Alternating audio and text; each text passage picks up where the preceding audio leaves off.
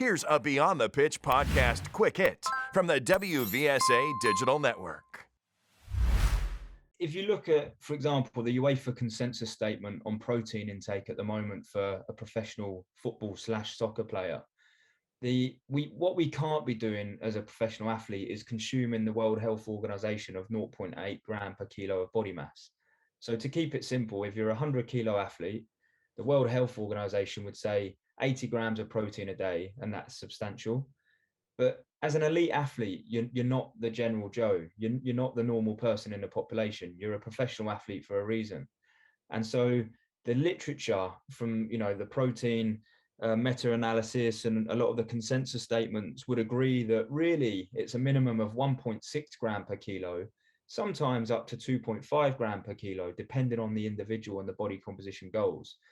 But if we keep it simple, again, if we go in the middle of that and say 2 gram per kilo as a professional athlete or a young football soccer player trying to grow and develop should be the target, then again, if you're 100 kilos, we're now looking at 200 grams of protein a day. So substantially greater than what the World Health Organization would say. Then the question becomes, okay, that's a lot of protein. How do we try and consume that? And what is it we're trying to do for the body when we're consuming that amount?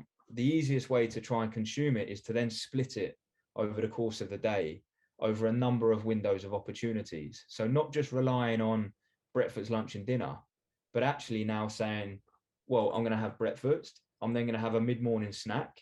I'm going to have lunch. I'm then going to have a mid-afternoon snack. I'm going to have dinner. And then I should also have a pre-bed snack. So we've now got 6 or 7 windows of opportunities to eat the 200 grams instead of just 3 over breakfast, lunch, and dinner. And the reason that we're trying to do that is because we're trying to maximize the nutritional support for the body to build, repair, and recover muscle. And we call that muscle protein synthesis. And that there is we're trying to build and grow new proteins, new muscles within the body. And if we're not going to support it by consuming enough new protein from the nutritional diet, then we're going to really struggle to grow and develop as an athlete.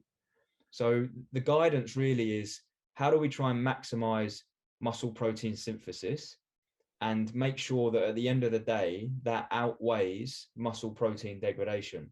Because what we don't want is that to be flipped. We don't want an athlete to have a lot of muscle protein breakdown and not support it nutritionally with protein in the diet, because we will struggle to grow, develop, and recover.